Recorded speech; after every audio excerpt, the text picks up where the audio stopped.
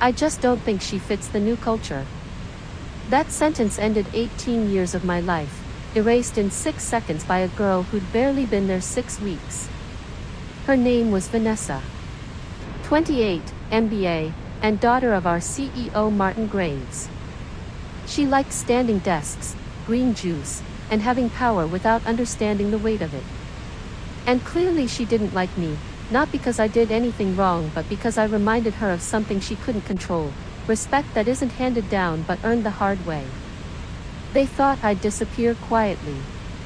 What they didn't know was who really kept their biggest client around. The meeting didn't seem important at first.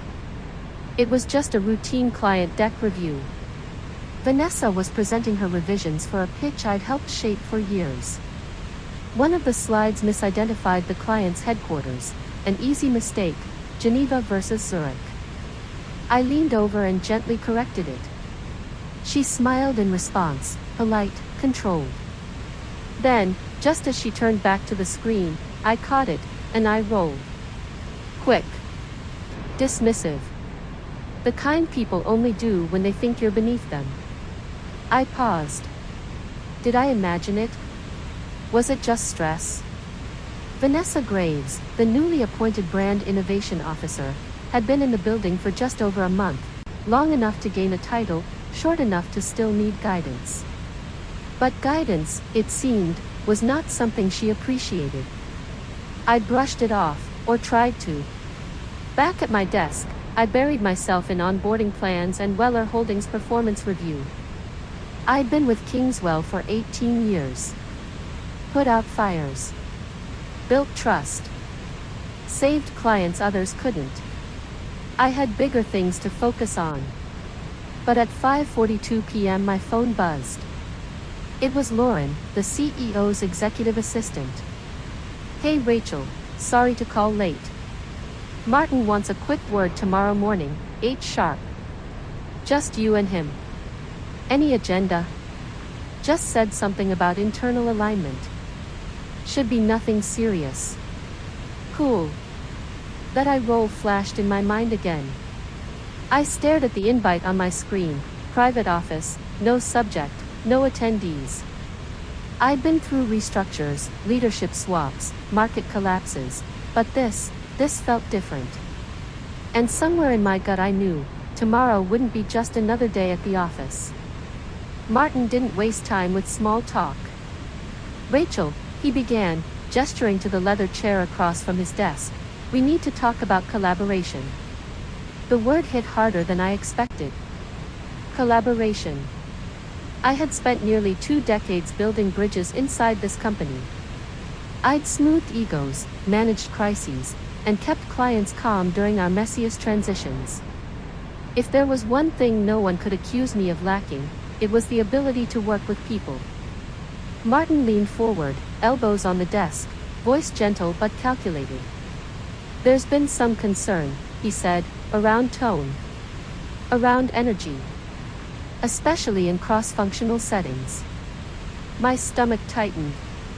Is this about yesterday's meeting? He nodded slightly. Vanessa brought something to my attention. It's not just the meeting. He clicked his mouse, turned his monitor toward me, and there it was. A screenshot. A Slack thread from last week. A casual conversation where someone had asked for feedback on the new onboarding flow. I'd replied, some of it feels overcomplicated, like it's innovation for innovation's sake. That was it.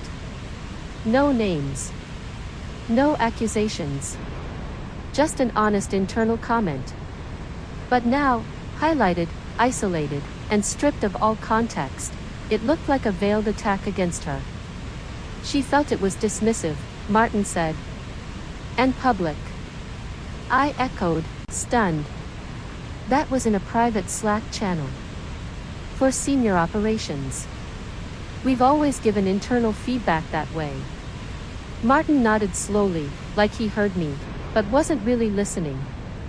We're changing culture, Rachel, he said. More positive alignment. More mutual reinforcement. You may not fit the direction we're heading.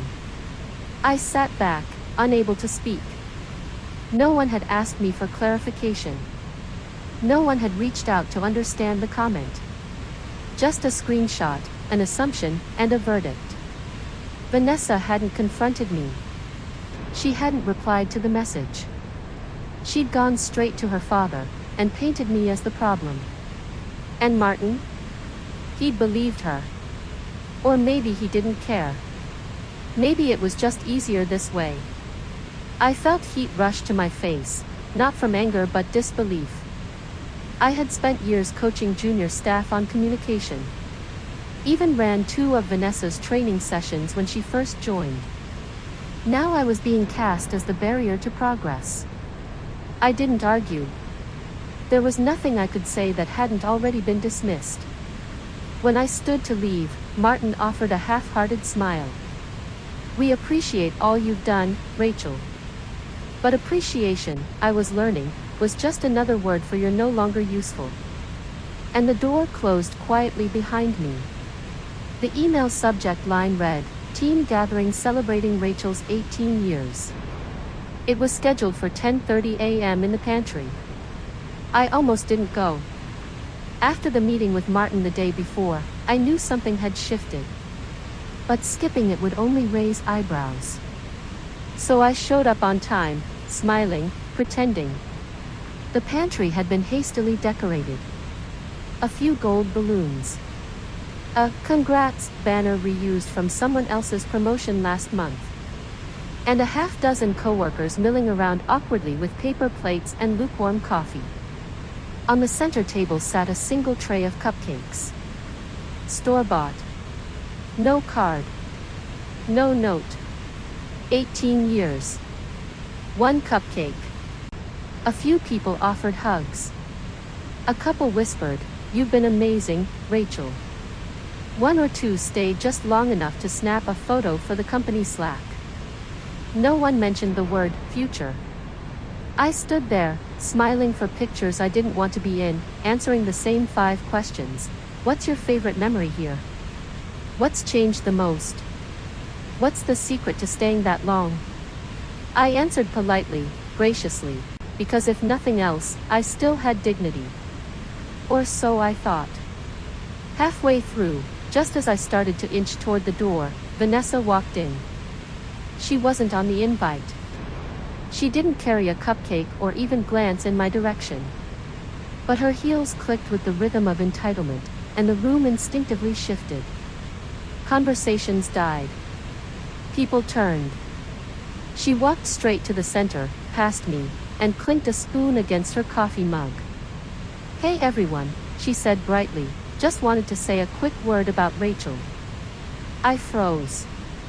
Her smile was practiced, gleaming with executive polish. "We really appreciate the foundation you've helped build here. Legacy matters. But so do fresh perspectives." She paused, scanning the room for effect. "Then, some people have a hard time letting go.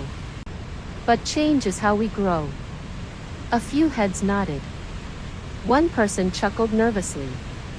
And just like that, 18 years of service became an awkward footnote to her personal rise.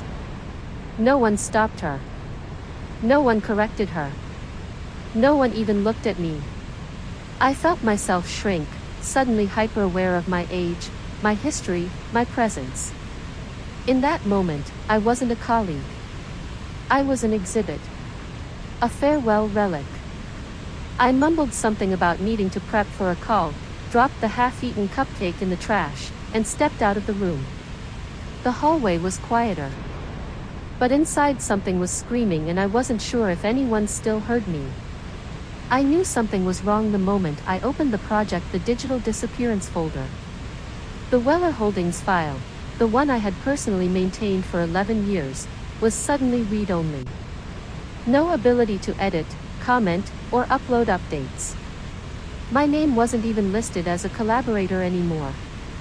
At first I thought it was a technical glitch. These things happened, so I pinged IT. "Hey, I'm locked out of the Weller folder. Can you check the permissions?" A few minutes later I got a message from someone on the support team, the kind of message you stare at twice to make sure you read it right. "Hi Rachel, Per Vanessa's request, that document is now admin only. You've been removed from edit access. No warning. No explanation. I hadn't even been notified. I didn't reply. I didn't ask for clarification. I just stared at the blinking cursor in Slack and felt something inside me go very, very still. The file wasn't just any file, it contained the upcoming Q3 proposal, the internal performance metrics, and the talking points for next week's client call. One I was supposed to lead. It wasn't just a spreadsheet. It was a message. I checked 2 more shared drives. Sure enough, access had been modified. Slowly, methodically, my fingerprints were being wiped from the work I built. One by one, doors were closing, quietly, cleanly, without confrontation. This was how it was going to happen. No public reprimand. No HR flag. Just administrative eraser. I scrolled back through the access logs, downloaded timestamped screenshots, and archived every change, not because I wanted revenge, not even because I planned to fight it, because I wanted a record. A quiet truth. I wasn't losing my grip. They were pushing my hands off the railing, finger by finger. By lunchtime, I couldn't even log into the project timeline for my own accounts. That afternoon, no one looked me in the eye. I sat at my desk going through the motions, smiling when spoken to, typing emails I knew would be deleted. But under the surface, something hardened. Not anger. Not yet. Just a bone-deep awareness that the people I had trusted, the system I'd supported, was quietly taking me apart from the inside out. I didn't say a word. But I started collecting everything. And when I closed my laptop that night, I knew, the company might not have fired me yet, but the process had already begun. They weren't preparing to let me go. They were already letting me vanish. The subject line read "The Quiet Exit, status update effective immediately." It came from HR at 7:30 a.m. No meeting. No warning. Just a clean, cold decision wrapped in corporate language. My access was terminated. My benefits frozen. My title retired. After 18 years, I was gone before the workday even started. I arrived at the office anyway, not out of pride, out of habit. The desk I had sat at for nearly 2 decades looked smaller than usual. My nameplate was still there. My coffee mug still half full from the day before. But the system had already processed my removal. I couldn't even log into Slack. No one said anything. Some glanced up and looked away. Others buried their faces in screens. A few whispered in corners, not daring to cross the invisible line between the employed and the erased. I began packing, slowly. I didn't have much. Just a few framed photos, a stapler that never worked properly, and a plant I'd somehow kept alive through 3 recessions. Then I saw her. Emily. She had been my mentee 3 years ago. Fresh out of college. Nervous. Always scribbling in notebooks and apologizing for breathing too loud in meetings. I had taken her under my wing, taught her how to navigate deadlines, speak with clients, and hold her ground. She didn't say a word. Just walked up to my desk as I wrapped my charger and gently placed something beside my box, a folded piece of paper. And next to it, a fountain pen. My old one. The one I'd given her on her 1-year anniversary. She'd once said it made her feel like she belonged. I looked at her. She looked down. Then walked away. I unfolded the note.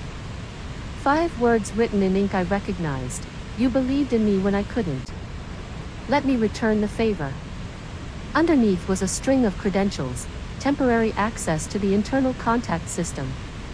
Just long enough to retrieve my personal list, notes, and client records before everything was wiped.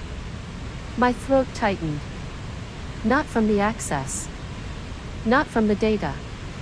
But from the gesture.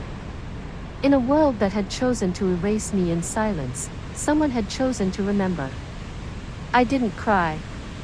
There wasn't time for that. I copied the files, closed the laptop one final time, and slipped the pen into my pocket, not as a trophy, but as proof that not everything I built had vanished. Somewhere in this building, there was still a trace of what I stood for. And even if no one else acknowledged it, one person did. I didn't sleep through the name on the contract night after I left the office. Not well, anyway. The silence clung to my skin.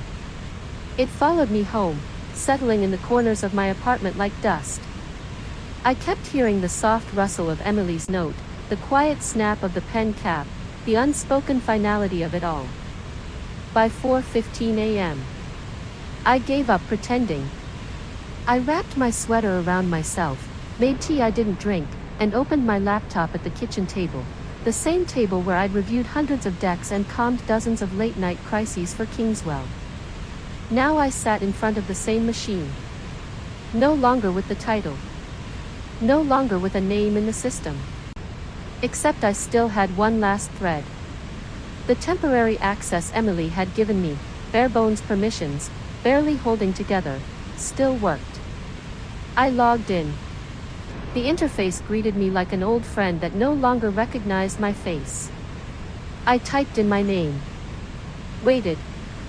Then the dashboard appeared. 6 active client accounts. Still listed under me. Still mine, at least in label. I scanned the list until I found it, Weller Holdings. My pulse tightened. I hadn't thought about Tom Weller in days. But now it all came back. The first handshake. The cautious optimism in his voice when he said, "You don't sound like the others." I'd replied, "Maybe that's why I'll get it right." He'd given me a shot. Not the firm. Not the brand. Me. I'd walked him through a crisis PR disaster, rebuilt his public image, worked through a product failure, a boardroom scandal, and a company-wide pivot. We got through it together. And when it was done, he sent a handwritten note, "This partnership only works because of you." Now his name sat behind a client ID number. And mine was dangling in an interface that no longer wanted me there. I hovered over the button, "Remove myself." The system asked, "Are you sure you want to remove yourself as account owner?" It wasn't just a file. It wasn't just protocol. It was history. Proof that I had mattered, once. My hand trembled. I hadn't cried when Martin dismissed me, not when Vanessa humiliated me, not even when I got the effective immediately email from HR. But now, sitting in the silence of my kitchen, I felt it rising. Grief has no announcement, no stage lights, no formal goodbyes. Sometimes it's just a quiet click. I pressed the button. The screen refreshed. My name vanished. And for the first time in years, I cried. Not because they erased me, but because I had meant something real. And for a moment in the quiet hum of early morning, I let myself remember what that felt like. The mug slipped from my hand and the call that changed everything landed in the sink with a dull clink. Water splashed against my wrists, running down to my elbows. I had been standing at the kitchen sink for 10 minutes, scrubbing the same coffee stain that had already faded. I wasn't thinking. I was drifting. It was the morning after I removed my name from the Weller account. My apartment was still dark, save for the muted amber glow of the under-cabinet lights. The clock on the stove read 6:17 a.m., too early to pretend the day had truly begun. That's when my phone buzzed. Unknown number. No caller ID. I stared at the screen for a second longer than I should have. My instinct was to let it go to voicemail. I was tired, drained, not ready for more apologies or automated HR follow-ups. But something made me answer. "Hello." There was a pause, then a voice I hadn't heard in months. "Rachel, it's Tom." I blinked. "Tom Weller?" "Yes. Sorry to call out of the blue." I just heard from a mutual contact at Delmare. He exhaled audibly. What the hell happened? I leaned against the counter, grounding myself. The ceramic of the sink was cold beneath my fingertips. It's a long story, I said quietly. But in short, I was told I didn't fit the new culture. Another pause. Vanessa, he asked. I didn't answer that. Instead, I said, let's just say I was no longer the story they wanted to tell. There was a low chuckle, though it wasn't amused. And they thought we wouldn't notice. I closed my eyes. Tom continued. You've been the only reason we stayed, Rachel. Through turnover, reorgs, that PR nightmare last spring, you held us steady. I didn't know what to say. Compliments didn't land the same when your badge had been deactivated. I appreciate that, I said finally. Truly. But I'm no longer with Kingswell. That's why I'm calling, he replied. We're out. Effective immediately. I blinked again. You're pulling the account? I already pulled it, he said. We sent the termination letter an hour ago. My team doesn't trust them without you. I reached for a towel and dried my hands slowly, the weight of his words settling in. And Rachel, he added, his tone softening, when you're ready, we'd like to talk. No pressure. But if you decide to go independent, or wherever you land next, we want in. The sink. The water. The cold.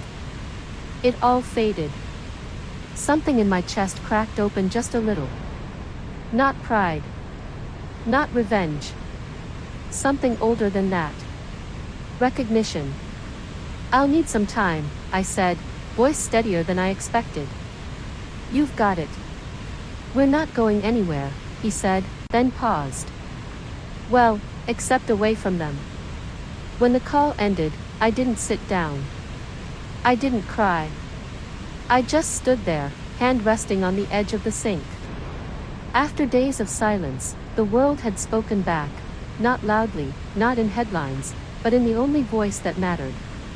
Someone still believed in me. By the time I finished my tea, the news had already. The power vacuum started to ripple through the industry.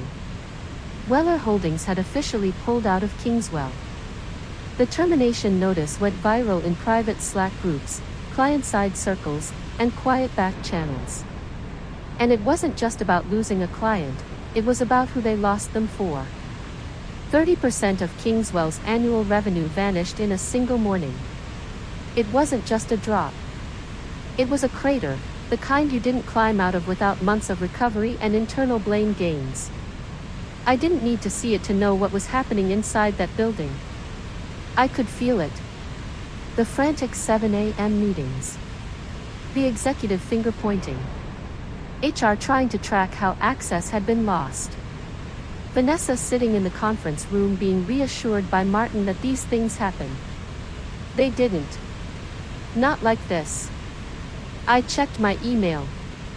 Nothing from Kingswell. No damage control outreach. No apology. No explanation. Silence. And I preferred it that way. I opened a different inbox. My personal one, the one I hadn't used for work in over a decade. It had collected dust for years, filled with digital receipts and occasional travel itineraries. But today it had new life. 2 emails stood out. The first was from Ethan Monroe, VP of Strategy at Rowan & Beck, a client I'd once helped through a complex acquisition. He had always been courteous but guarded. We hadn't spoken directly in months. Subject, quick check-in. Message. Hey Rachel, just saw the news. Are you consulting now? We've got some shifts happening internally and honestly without your oversight, things at Kingswell have felt unsteady. Can we hop on a call? I stared at the message for a moment, then clicked reply. Later, the second message came, 5 minutes later. Celeste Chambers from Lauren Media. She didn't even bother with a subject line. Body. Please tell me you're available. I've got approval for outside strategic support. I want you. Not them. I sat back. The silence that had once filled my apartment felt different now. No longer suffocating. Strategic. A quiet field of options opening like a chessboard. I didn't respond right away. Instead, I pulled out a notebook and started writing, not notes, names. I wrote down every person I trusted. Every client who ever said, "I come to you because you listen." Every manager, assistant, or intern who had once said, "I wish more people here worked like you." Then I opened my calendar. 3 available time slots. No labels. No logos. Just me. I replied to Ethan's email with a Zoom link. Then Celeste's. No press release. No fanfare. No declarations of revenge. Just quiet action. In the vacuum Kingswell had created, I was no longer a former employee. I was a new center of gravity. And the difference was this time. I decided who stayed in orbit. The first client meeting was set for Thursday morning. I didn't need to prove anything. I just needed to show up. And this time I'd be doing it on my own terms. The final letter. 3 days passed before I made the decision. Not out of emotion, that part had already burned off. I wasn't hurt anymore. I was observant. And what I saw was a company still trying to erase me without ever saying my name. After Weller Holdings walked, the internal chaos at Kingswell intensified. I didn't need insider information to picture it: departments thrown into emergency meetings, PR scrambling to craft a message, and Martin walking the halls with silent fury. Vanessa, no doubt, was still there, still smiling, still protected. But protection has limits. I didn't want money. I didn't want revenge. I wanted a boundary. A line that said, "This far and no further." So I called a lawyer. Her name was Samantha Cho, sharp, understated, quiet in tone, but lethal in print. She reviewed my termination, the Slack screenshots, the changed permissions, and everything Emily's gesture had helped me recover. Then she asked, "Do you want to sue?" I shook my head. No. I just want them to know I'm not afraid of them. And I want the record corrected. Samantha raised an eyebrow but didn't argue. Then we'll do this properly. The letter was drafted within 24 hours. It wasn't a lawsuit. It was more elegant than that. The subject line read, "Formal notice of factual correction. Rachel Lynn, former employee." The body was brief and surgical. It outlined how my personnel record had been altered without clarification. How false implications had been introduced via internal Slack messages taken out of context. And how, despite my quiet departure, Kingswell's actions had exposed them to potential reputational risk. But that wasn't the part that mattered. The final line was mine. I'd asked Samantha to leave it untouched. "I trust you'll treat my silence as a gift." She read it aloud when we reviewed the draft. Cold, she noted. But effective. "That's the point," I said. We sent it on a Thursday afternoon, 2:15 p.m., to Martin Graves, CCing HR and Kingswell's legal department. No fanfare. No press release. Just a quiet warning wrapped in corporate politeness. I didn't expect a reply. But I got one, less than 24 hours later. A curt one-paragraph response from someone in legal. "We acknowledge receipt and will update our internal records accordingly. No further action required." That was it. But then something happened that wasn't in writing. An old contact from inside the client services team, Anna, someone I had mentored during her first year, texted me discreetly the next morning. "Anna, just between us, Vanessa's access to CRM was pulled today. Not fired, but restricted. Hard. Me, interesting. Anna, she looked like she'd swallowed glass. I didn't gloat. I didn't celebrate. I just put the phone down and looked out the window. The city moved below me like it always had. No applause. No headlines. No grand reckoning. But I had my moment. Not one built on vengeance, one built on control. Me choosing not to explode, not to react, but to draw the line in ink and walk away with certainty. Vanessa stayed. But without access to client history, relationship data, and internal notes, she was a figurehead with no command center. The shiny title remained, the power beneath it quietly revoked. And no one needed to know I had anything to do with it. That was the best part. In a world obsessed with noise, I had done the rarest thing. I made silence feel like thunder. The quiet crown. The corner table at the cafe had become my new office. No key card. No corporate Wi-Fi. No HR department waiting to measure my output in bullet points. Just me, a laptop, and a schedule that finally felt like it belonged to me. I glanced at my calendar. 3 Zoom calls lined up for the week, all with clients I used to serve under someone else's banner.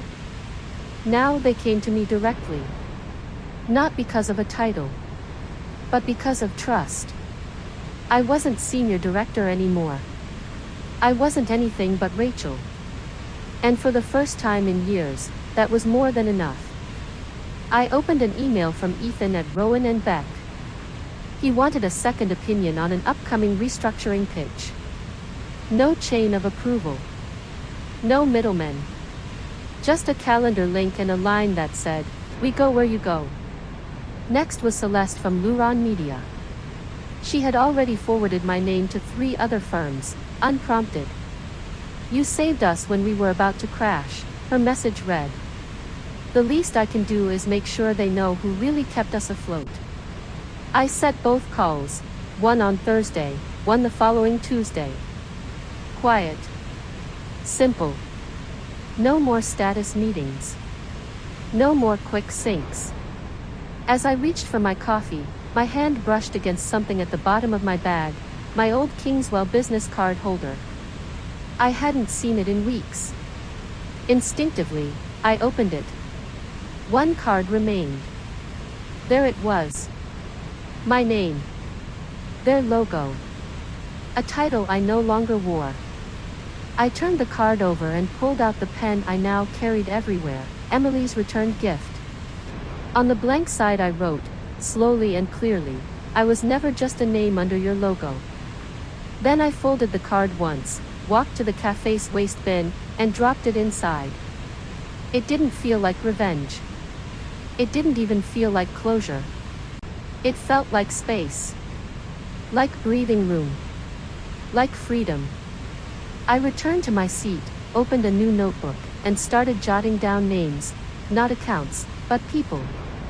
Clients I respected. Colleagues who had once whispered thank yous after hard meetings. Real relationships. The kind worth keeping. Because I wasn't rebuilding a company. I was rebuilding meaning. And this time, no one could take it from me. We don't always get the ending we plan for. But sometimes, the one we fight for, quietly, is the one that frees us the most. If this story made you pause even for a moment, leave a comment below. Let me know where you're watching from, or share a moment when you took the crown back on your own terms. And if you haven't yet, hit like. Share it with someone who needs to hear this. And subscribe for more stories that remind us all, power doesn't always speak loudly. Sometimes it whispers, then walks out the front door.